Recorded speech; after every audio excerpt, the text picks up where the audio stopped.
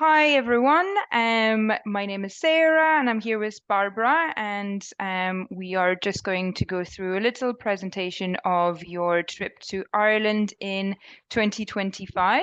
I'm very excited to get to welcome you for your adventure on the Green Isle. Thank you, Sarah, for putting this together. I know I just wanted everybody to kind of be able to see firsthand what they're going to be experiencing if they join the wonderful trip that you've put together for them. So it's for the Form Wealth Travel Club, and this will be their Emerald Isle Classic Tour with Golf, October 3rd to the 13th of 2025. So let's get into it. Why pick Ireland? I am based in Ireland, so I am, obviously very biased towards the country. But I think for any visitors, it offers so many different things. Firstly, I think Ireland is very well known for their people, their welcome, what we call the crack, which is just having fun. It's a safe and welcoming destination. It's just a pleasure to travel around the country, and obviously the scenery is breathtaking. And there's not one part of Ireland where I've been that I wasn't absolutely amazed by the landscapes. In recent years, it's also become an exciting culinary destination. I think the food quality in Ireland is outstanding. Being French myself, it's a lot for me to say, but I am impressed every day by the food that this country offers, from vegetarian options to not vegetarian option is absolutely beautiful, and there's a lot of restaurants and food experiences that you can discover in the country. I Um, think for you as a French person to say it's that goes a really long way, honestly. it does. Um, it does. And I know, in the past, I know people didn't necessarily associate Ireland with a food scene, but it really has changed, as you said. It really, really has, and in every part of the country as well. So it's quite an impressive growth. And there's obviously lots to see and do all around the country, and your tour actually has a lot of different sites and experiences included, and we'll go through that in a little bit more in more details. Mhm. And just a little plus, if that wasn't enough, Ireland offers a pre-clearance in the Dublin and Shannon airports on your way back to the US, which saves quite a bit of time for those early flights and quite a bit of time when you land back in the US and don't have to queue. So that's always a Yeah, welcome bonus. yeah, Um, definitely a selling point for Ireland for sure. Absolutely. So that said, this is just Ireland in general, but I think we're ready to go into more details into what your itinerary includes and what you would be visiting during your trip.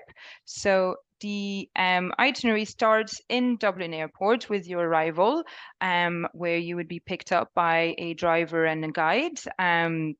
So the whole group would be picked up from Dublin Airport, which is located, let's say, about half an hour from the city centre. And on that first day, we haven't included much, so you can all recover very nicely, except a little panoramic tour with your guide, just to kind of get your bearings and get to know the city for the next day. After that, you'll check in and have an overnight in Dublin City. Dinner is included on that night, so you don't have to worry about getting out of the hotel and look for, sustenance yourself. It's all included, and we can arrange an early enough dinner so you can go to bed and recover and be ready for the real start of the adventure on the next day. Day two, we spend it in Dublin City. There's loads to do. With a start in the morning, visit to the Epic Museum, which is the Irish Emigration Museum. It's located in the city centre, and it's an absolutely fabulous museum. Maybe slightly well known than some other locations, but it goes through the history of Ireland and Ireland's emigration. I think everyone knows, especially in the US or Australia and English speaking nations, there's a lot of Irish people. So it goes through the how and the why, and it also explains, the heritage that Ireland has given all around the world, and it's quite an important one. And you'll see some famous, names in there, and maybe realize there's more Ireland, a little bit of Ireland everywhere than we realized. And it's also a great, very modern museum. So everything is tactile and, it's very nicely done and even, very entertaining as well. And they do also offer genealogy services. So this is something that if you're interested, it's only two per two people. So we can go as a group, but they do offer genealogy services. So if anyone is interested, ahead of time, we'd be happy to send you some information on that. After this, we'll visit the Guinness Storehouse, the very famous Guinness Storehouse, and I'll go into more detail in a second on that, where you can just go through how the black stuff is actually made and enjoy a pint of Guinness in the storehouse in the top bar, pictured here with panoramic views of the city. So always something very enjoyable. And we haven't really put anything else in there just because then you can enjoy some free time in the city and really walk around in the city centre, do some shopping, enjoy the pubs because that's what people come to do in Dublin. And then you have an overnight with a free dinner in Dublin again. Yeah, Before, I've been Mhm. compiling some restaurant and pub recommendations for the group, so we will have some great options for them for that time. Absolutely, and happy to help there as well. Before moving on to day three, I'll just go a little bit more in detail with about the Guinness Storehouse pictured here. So in case you didn't know, the Guinness Brewery is Europe's largest stout producing brewery. I think it's probably one of the famous beer in the world, and I can attest that it is better in Ireland and definitely better in the Guinness Storehouse than anywhere else. So highly recommend enjoying a pint of Guinness there. It was open in 1904, and the Guinness is still produced in Dublin as well. So you'll see Guinness trucks around the city regularly to deliver to all of the pubs for Friday nights. And visitors really get to understand the process of making Guinness. It's very interactive. And when you get in, you have all of the smells, all of the, kind of real atmosphere of a brewery. You do not see the actual brewery because it's a reserved area. So we can't welcome thousands of visitors there, but you do really get to feel, the ingredients, to smell them, and to really go through the whole process. And I think the best part of the museum is always after the tour, the tasting of a Guinness at the Gravity Bar, which has actually been extended in the last few years. So there's a lot more space and it's, you can enjoy having a table and glorious views over the city. And then they have some little other experiences that you can add on throughout your visit, such as printing your face on a pint of Guinness, if you so wish to do. And it is great. I actually live in the neighborhood close to Guinness, so we get to smell the Guinness, and it's a very historical area in Dublin, very close to me.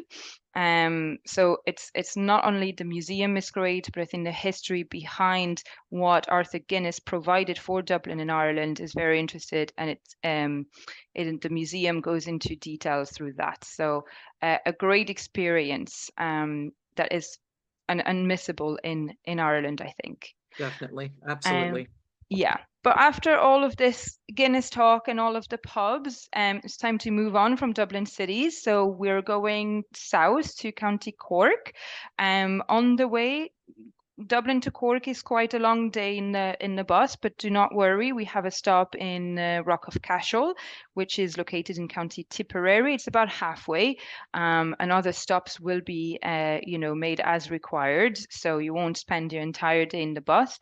The Rock of Cashel is probably one of the most famous landmark in Ireland. I think it's been pictured a million times, and it's a beautiful building, a historical, ruin really, on top of a hill, above the village named Cashel. So again, it offers really beautiful views and it's a very rich history. So you'll visit that and you can have a little bit of time in Cashel village as well to walk around and have lunch at leisure. And after that, you're back en route to Cork City, where you'll enjoy a panoramic tour. Cork City is probably, in the top, is not probably, it is in the top largest cities in Ireland. Considered like the capital of Ireland by everyone that lives in Cork, but it is not. But it is a little Dublin if you want. It's quite a large city. Again, great atmosphere. The River Lee flows through Cork, and it's a very nice place to just walk around and enjoy. If you have a bit of time, and your guide will point that out to you, definitely pass by the English market, which is a covered market where they sell, food, clothes, artisan products. It's very enjoyable, and the architecture of it from the inside is very impressive as well. So always worth a visit. You will check in and have an overnight in Cork city as well. We'll go through your hotels a little bit down the line. Okay. Um, Day 4, we're staying in the Cork region. So that's very nice actually to just give you a little bit more time in the Cork region. The first stop will be Kinsale, which is a harbour town west of Cork, and it's a gorgeous little harbour town, very historic, with colourful doors and houses, very, very well known for their food and their seafood. Yes. So you'll spend the morning there and you can have lunch there as well at your own leisure. It's very small, so you don't need a lot of time to walk around, but it's very, very much worth a stop. The port is also great with gorgeous views of the bay, and it's one of my favorite places as well. If you do not wish to go and have seafood in Kinsale, there is a golf option at the Old Head of Kinsale, one of the most famous golf in Ireland as well, which we will go through in detail a little bit later. And then after your morning in Kinsale and lunch or your golf, you will travel to Cove, which is east of Cork, 20 minutes, about 20 minutes away from Cork City. Again, a beautiful little town with very famous streets of, it's a hillside with houses of different colors and different doors, a beautiful church as well to visit. And again, just a great little spot to walk around, have some food, have a coffee, and also enjoy the Titanic experience because it's probably little known, but Cove was the last port of call of the Titanic before it's made in the last voyage. So you'll have a walk and a visit at the Titanic experience, which is a great, small museum that goes through the history of the Titanic and the last date where it was seen close to land, really. And then you'll return to Cork City and enjoy dinner on your own in the city. Again, Cork offers plenty of restaurants and pubs, and I'm sure we'll have recommendations for you there as well. Great. Um, After that, day 5, we will leave Cork, sadly, but to continue traveling west towards County Kerry. On the way, last stop in the region of Cork is Blarney Castle, the very, very famous Blarney Castle, which I'll go into detail in a second. And after Blarney Castle, we'll continue on to Killarney, and you'll arrive mid-afternoon, so you'll have a bit of time to enjoy the town. Blarney Castle is 8 kilometers only from Cork City, so it's going to be a morning stop, but it is one of the best preserved castle in Ireland. It also has absolutely stunning gardens, so you can very easily spend an hour and a half, 2 hours on location. And obviously, it's also very, very famous for the Stone of Eloquence, if I say that right. If not, apologies.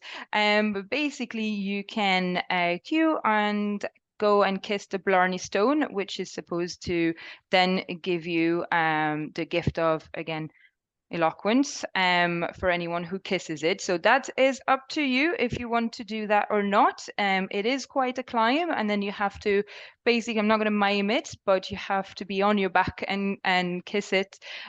Someone is there to hold you. No one has ever had an accident there, but it's not for the faintest of heart. And again, it has gorgeous, gorgeous gardens, over 60 acres, and it's just a beautiful place to walk around and enjoy some of that very rich Irish history. Yeah, Um, definitely. Plenty of videos I've seen on YouTube channels with people kissing the Blarney Stone. So it's definitely something people might want to be doing. Exactly. It's very famous for that. But you know, if it's not for everyone, don't worry. There's plenty to do around the castle as well, and there's a great little shopping spot next to it as well. So, this will be probably about, 2 hours, 2.5 hours on site. So you'll have plenty of time. And then Right. again, as I said, it's on to Killarney, which is located in County Kerry. It's probably the main town, between Killarney and Tralee. And it's a lovely, lovely little town which is located right next door to the Killarney National Park. You can actually enter the national park from Killarney town, so you'll arrive early enough to have a bit of time to enjoy that on your own, or if you prefer, enjoy the town, the restaurants, and the pubs again. Um, the next day we stay in County Kerry, and from Killarney, it is a perfect spot to enter the Ring of Kerry. That's a full day tour. So in the morning you will depart Killarney and travel via Killorglin, Glenbeigh, and Waterville. So the Ring of Kerry is basically a peninsula, and you can only do it one way. The buses are not allowed to go a different way, so everyone has to go through that order. But it offers gorgeous views, just gorgeous landscapes. I regularly spend 2 weeks in Killarney every year, and I just absolutely enjoy, traveling through the Ring of Kerry and seeing those mountains and those, cliff views. So I'm sure everyone will enjoy that. And then you finish the tour and going through Moll's Gap and Ladies Views, which are two really, really panoramic points where you can, take splendid pictures and have a view over the entire valley below you. So it's absolutely gorgeous. But if you're not up for the views and you'd prefer a nice game, in a nice tea time, you can have an option here at the Killarney Golf and Fishing Club, one of the most historic clubs in Ireland. And again, I'll go on in details through those clubs a little bit later on. And enjoy magnificent views from there as well, but you'll have to work from them a little bit more than from the coach. And finally, we finished the day with an Irish dinner and entertainment experience at Kate Kearney's. Kate Kearney's is situated at the entrance of Moll's Gap, actually, well, of the Gap O'Donnell, and it's a gorgeous thatch roof cottage. So you can enjoy some Irish music, some Irish dancing, and a great, dinner menu. It's a very entertaining and fun evening, and everyone always comes back in a great, great mood and ready for bed. So again, you'll go back to your hotel and have the overnight in Killarney town. We've gone through Blarney Sounds like a Castle. great day. I mean, you Oh, can have a lot of, get some exercise and then have some fun in the evening. absolutely. That's how we do it in Ireland. You spend the day in the fresh air and then go enjoy some music and food in a nice pub. The next day we're still not leaving Kerry. It's one of the biggest counties in Ireland. There's plenty to do. And on day 7, we're going to the other famous peninsula there, the Dingle Peninsula. It is much smaller than the Ring of Kerry, but it does take a full day to tour as well because of, the roads. They're small roads, so you have to go slow, and obviously you also have to stop probably every 10 minutes for a picture opportunity. So it does take quite a bit of time to go through it. Your first stop will most likely be at Inch Beach, which is a very, very long beach, magnificent, protected beach on the Dingle Peninsula. So you can have a little walk there if you're brave enough, put your feet in the Atlantic Ocean. But I wouldn't recommend it if it's too cold outside. Stay in your shoes, but it's definitely worth a stop and a walk on the beach. And then you continue on to Dingle Town, where you can enjoy lunch. Again, it's a harbour town, so very well known for their seafood. And just, you can have lunch on the marina there, enjoy the views of the ocean while having a glass of wine and a bit of seafood. There's nothing better. And tour continues then to go back towards Killarney. Again, stop stopping along the way for picture opportunities and some nice walks. And then you enjoy your last night in Killarney at your own leisure. The next day we depart Kerry, but we stay on the west coast of Ireland, and we'll travel all the way up to Galway via the Cliffs of Moher and the Burren. So the Cliffs of Moher are probably, one of the most famous sites in Ireland, and it was pictured on the first slide here. They're very, very impressive cliffs over the Atlantic. They're not the highest in Ireland or in Europe, but they are cut in the land very straight. They're very, very impressive. If you're lucky, you might see some, wildlife, some dolphins in the ocean. And it's just well worth a walk over there, and just some time to enjoy the views and just, it is truly breathtaking. It's usually windy as well, which adds to the breathtaking. But there's not one time I have been there where I haven't been impressed. So every time you see them, Yeah. it Yeah, just gets it's very impressive. I think that's one of the first pictures I ever saw of Ireland and really, wanted to know where is this? So yeah, very, very iconic place that I think most absolutely. people might have seen, but maybe they don't know where it was in Ireland. The west coast of Ireland is called. Oh, sorry. The west coast of Ireland is called the Wild Atlantic Way, and I think the cliffs are the Yeah, personification of the wildness of the west yeah, of Ireland. After absolutely. this, you will tour the Burren, which is very different landscape than the Cliffs of Moher. It has been the inspiration of many authors, none other than Tolkien. He was inspired by the Burren, and he wrote parts of his book while staying in the Burren. So it is quite a special place.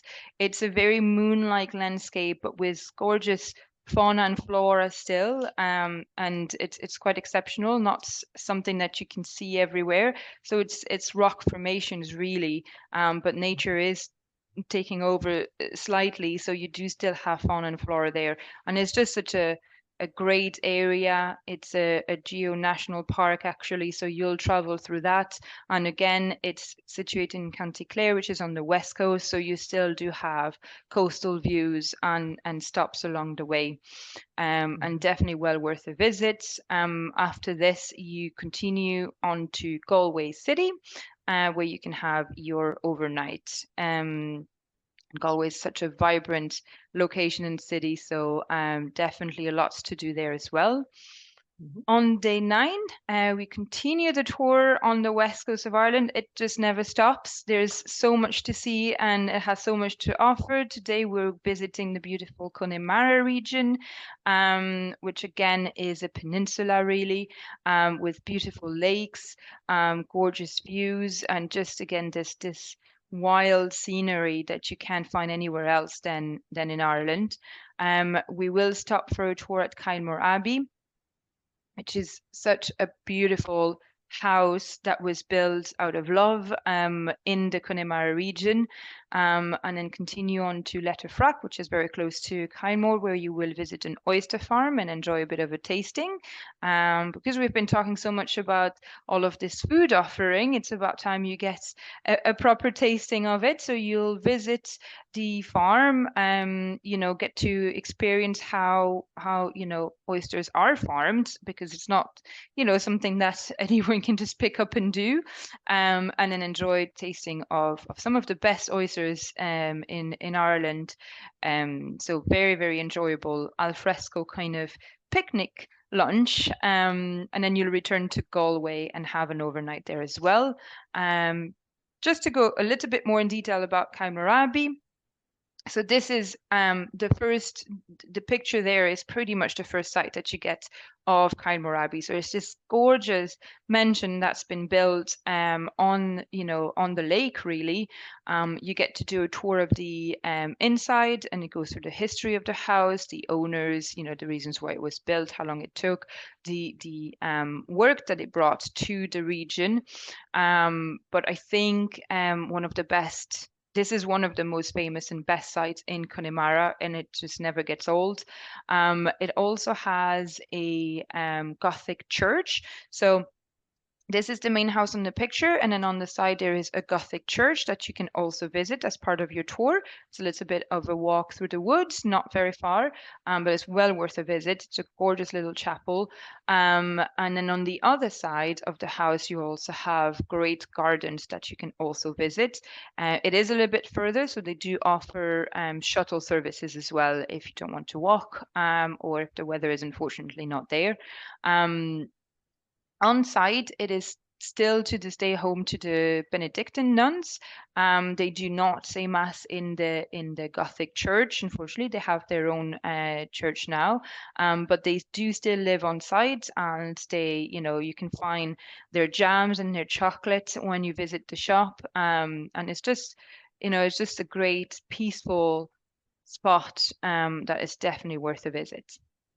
Yeah, I think one of the best things that I find when I'm traveling is if I can find like a manor house like this to tour, and then also the gardens. I'm not even a gardener, but I just love, walking through the gardens and seeing, all the beautiful scenery, and just it's amazing. And then, like you said, buying, especially when if it's an, abbey or monastery somehow, with the nuns or monks, the products that they produce are always a great gift to bring home, as to give to friends. Definitely better than just a simple tchotchke that you might pick up. Absolutely. Yeah, no, definitely. And this is one of the best houses to visit in my opinion. It is so well preserved because it was, a school up until very recently. Mhm. And so it's so well preserved that you do get the full experience and the full, beauty of the place, which is not, for such historical buildings, it's not a given that they are, that they stayed in their best shape. So Yeah. one of the best visits to do in Connemara, absolutely. On day 10, we're still in Galway City, so you'll go back after your Connemara tour to Galway City. And on day 10, because it's almost the last day, it's a little bit more relaxed. So we've offered you a food tour in Galway City, which is the best way, in my opinion, to visit the town. Galway is very small, so you can tour around and just discover little places by yourself. But the tour guides from the food tour are exceptional. They know every nook and cranny of the city, and they know the best spots for food and drinks. And so through this 2.5 hour tour, you'll discover the history of Galway. Not only that, but also the best places to eat, where you can come back during your afternoon at leisure. And the food tour also obviously offers tasting, so you won't need a big lunch that day, but they're very, young guides. So they can go through the music scene and the food scene in Galway, all the while telling you about the history and, the culture of the city. So a great little tour to finish and then enjoy the afternoon at leisure in Galway. Galway City is such a vibrant city. It's a student city, but also, historical, and just the atmosphere there is very special.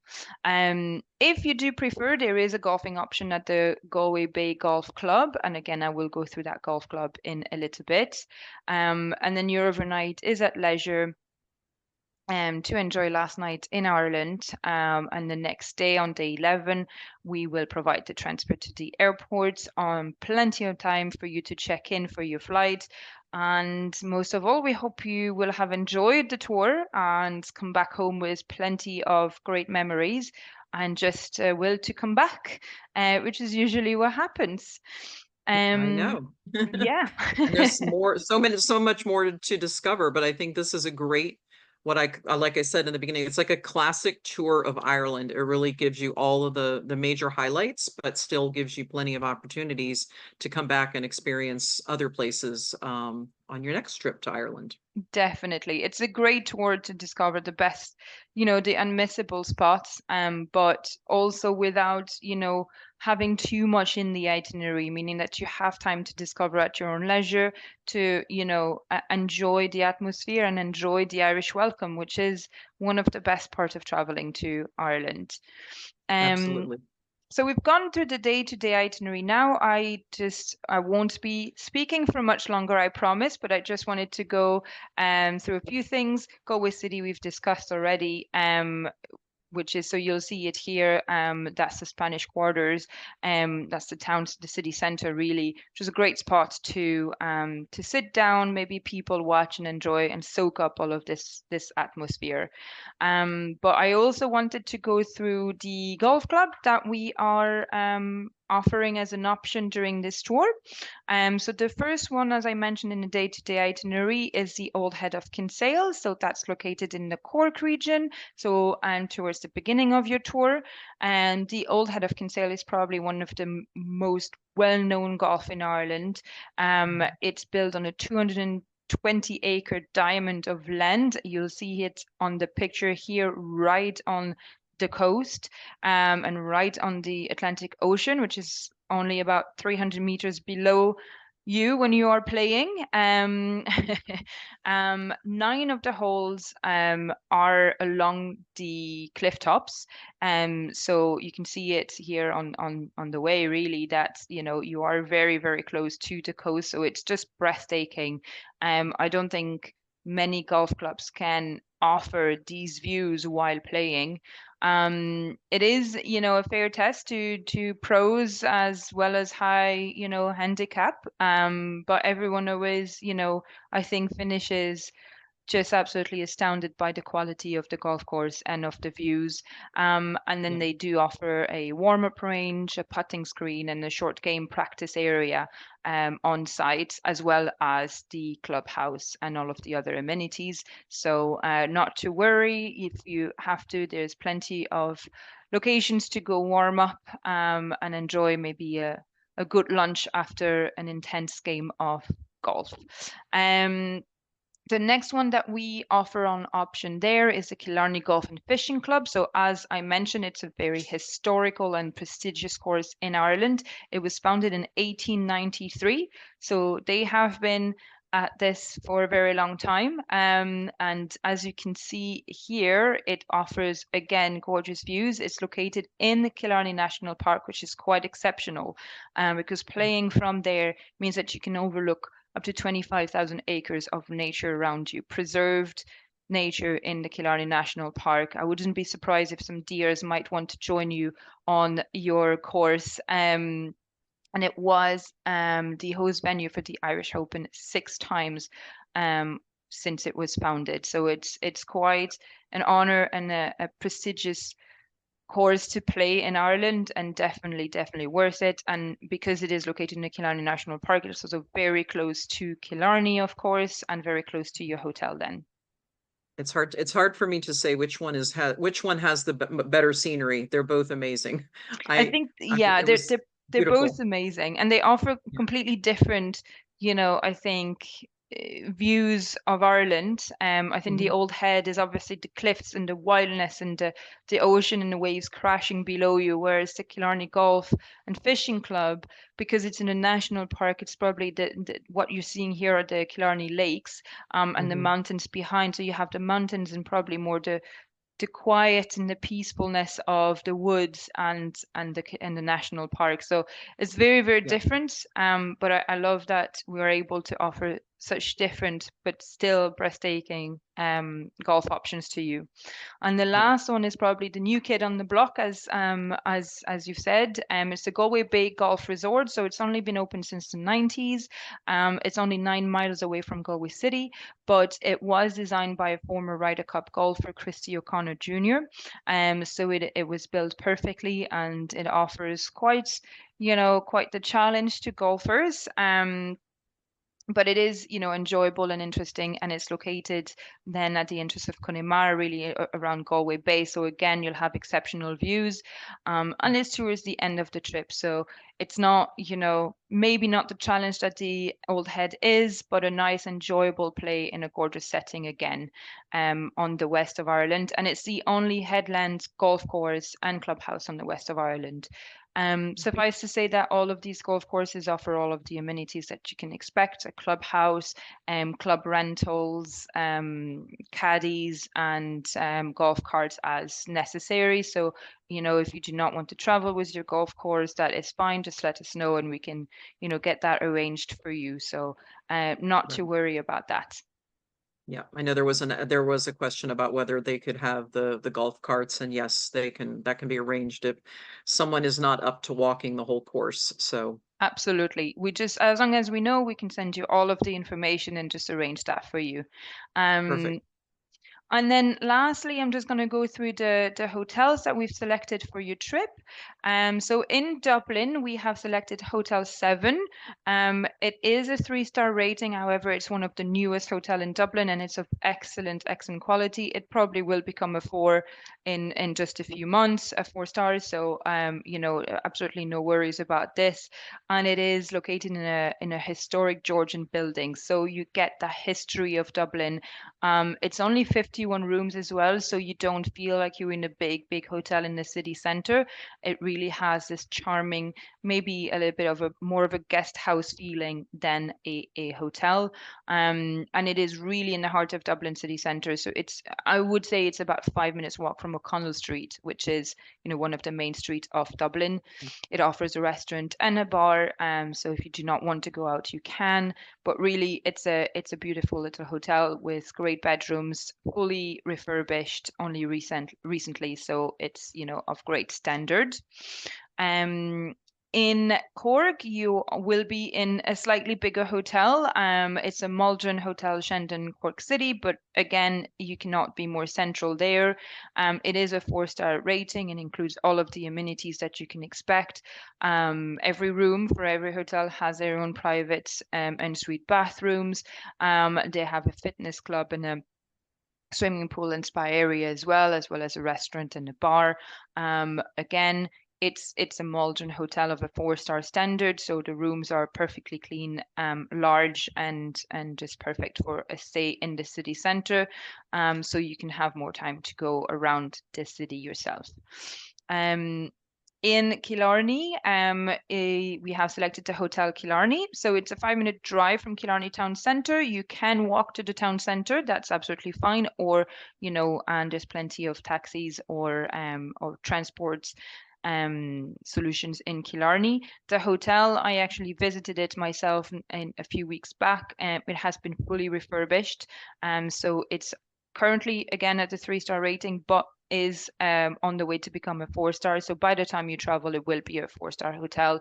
I have seen it myself only 3 weeks ago, and it's absolutely gorgeous. The rooms are quite big and modern, very comfortable, and you might not be, in the actual town center, but you're away from the hustle and the bustle, and the service is exceptional. So you'll be very happy there. And again, it offers all of the leisure facilities you want: swimming pool, sauna, jacuzzi, etc. So it also Right. has bar and restaurant and so on. And again, it's a 5-minute drive in Killarney. With a taxi, you'll be there in no time, and for very little as well.